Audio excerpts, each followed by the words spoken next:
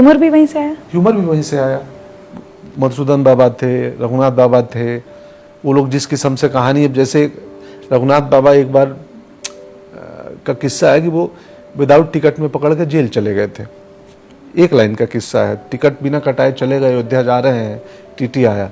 उसको जिस तरीके से वो वर्णित करते थे, आप सुनेंगे तो वो पूरा मतलब 20 पन्ने का एक लॉन्ग स्टोरी है कि हम ट्रेन में जा रहे थे, बैठे थे, अयोध्या जा रहे थे, इतने में एक काला कोट वाला आया, बोला टिकट, हम बोले टिकट, वो बोला हाँ टिकट, हम बोले कौन सा टिकट, बोला इसमें यात्रा करने का प्रमाण।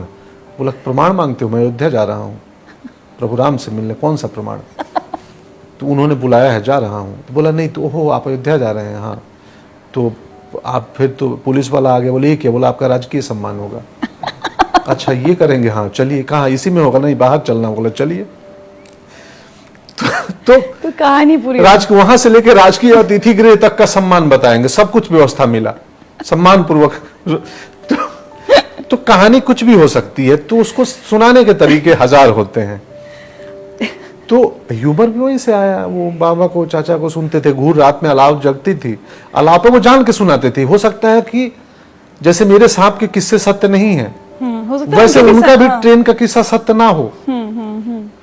स्टोरी टेलिंग थी, स्टोरी टेलिंग, और वो ओरल ट्रेडिशन था। उस समय वही मनोरंजन था, वही मनोरंजन, टेलीविजन नहीं, कुछ बैठ के शाम को सुनाते हैं। किस्सा बारात में गए थे और वहां बारात में शास्त्रार्थ की परंपरा थी। बारातों में शास्त्रार्थ होता था कि ज्ञानी जन मिलेंगे और उसमें पकड़ के ले आते, भाई 2-4 ठो उसको ले जाओ जिसको ज्ञान हो, क्योंकि वो लोग ऑफर दे दिया कि शास्त्रार्थ करेंगे तब तक लड़का नहीं जाएगा मंडप में।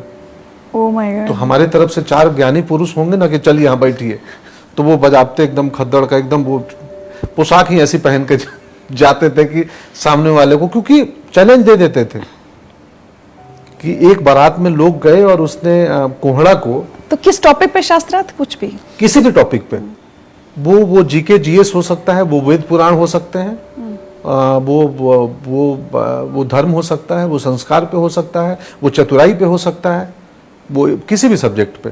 कोहड़े को का बच्चा छोटा था, तो एक गांव वालों ने क्या कि उनको मालूम है कि 6 महीने बाद हमारे बच्चे की शादी होगी, तो एक बड़ा सा हांडी लाए और उसमें कोहड़े का को रख दिया। अब वो कोहड़ा ग्रो होते होते हांडी के शेप में आ गया, क्योंकि हांडी कोहड़ा छोटा था, डाल दिया गया था उस लत्तर को अंदर, बाकी पार्ट बाहर है, तो उसको पोषण मिल रहा है, धूप मिल रही है। वो बड़ा होते होते बड़ा हो गया, कोहड़ा फिट इन हो गया उस मटके में, उस हांडी में। अब उसको काट लिया गया, शादी में आए, अब रख दिया गया कि भाई आपकी तरफ आ, बिना काटे इसको खाना है, काटना नहीं है इस कोहड़े को, और मटका फूटना नहीं चाहिए, आप बाराती हैं, आप लोग खा लीजिए। अब वही समस्या कि मटका फूटना नहीं चाहिए, काटना नहीं चाहिए, कैसे खाएंगे? तो एक चतुर आदमी गए थे, बोले चूल्हा जलाओ, इसमें थोड़ा पानी डालो, इस मटके को चढ़ाओ, मटका फूटेगा नहीं और 10-15 मिनट में ये सॉफ्ट होके पिघल जाएगा, फिर इसको अंदर से चम्मच कलछुल से निकाल के खा जाएंगे, कोहड़ा खा लेंगे, मटका फूटेगा नहीं। तो शास्त्रार्थ की परंपरा थी, समझिए ना। भारतीय दर्शन में एक विचारक आता था, अपने विचार पे, अपनी आइडियोलॉजी पे एक पुस्तक लिखता था, उसको काटने के लिए एक दूसरा विचारक आता था और वो उसके काट में एक दूसरी पुस्तक लिखता था कि मैं इनके विचारधारा को, मैं इनके थॉट को खारिज करता हूँ, ये रही मेरी पुस्तक। या उसका भाष्य हो सकता है, उसका टीका हो सकता है। खारिज, भारतीय परंपरा में तो खारिज करना उतना नहीं करते थे, बट अपना मंतव्य रखते थे उस चीज पे। ये वेस्ट का परंपरा है कि उनको खारिज करेंगे तब दूसरे दार्शनिक आएंगे। तो कैसी परंपरा थी, कितना पढ़ने लिखने वाले थे हम लोग, कितना सोचने वाले भी, कितना सोचने वाले। आज से नहीं, 2000, 2500, 3000 साल पहले से। देखिए प्रश्न क्या था, हम लोग कहाँ चले गए मुझे नहीं मालूम है। आपके अंदर गाँव कितना, हाँ तो वो शास्त्रार्थ का भी, आप शास्त्रार्थ का, हाँ तो वो उसमें भी बात कहीं की कहीं पहुंच जाती है शास्त्रार्थ में।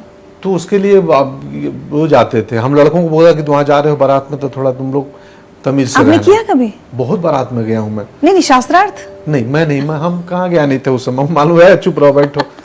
तो शास्त्रार्थ जाते थे, 1-2 पहलवान भी जाते थे, हो सकता है कि बाद में पहलवानी पी आ जाए, कोई पहलवान है आप में, कौन? तो हमारे यहाँ से एक पहलवान आया, थोड़ा लड़के दिखाइए, कुछ भी हो सकता था। गांव भर की बारातों में आप? मैं बहुत बारात में गया हूँ, बहुत सारे बारातों में गया हूँ, और क्या बात है, आनंद आता था बारातों में जाना, बारात का भोजन, उसके बाद नाच होती थी, लौंडा नाच का परंपरा था। तो मेरे अंदर जो कलाकार आया है ना, वहीं से। वो शादी ब्याह में लौंडा नाच को देखते थे तो वो सुर, रिदम, डांस, उनके नाच के बाद एक पार्ट होता था।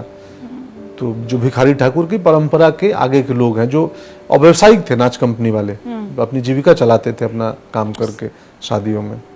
शिव भगवान का नाच था, रामचंद्र का नाच था, जनता बाजार ये के सब कोई किया है आपने? मिश्रा जी थे जनता बाजार के, उनका नाच कंपनी था। किया, ये सब भी किया हाँ है? हाँ, बहुत किया, नाच, बहुत नाटक तो देखा। आपने किए, लेकिन नाच बहुत देखा हूँ, खूब। किया भी है?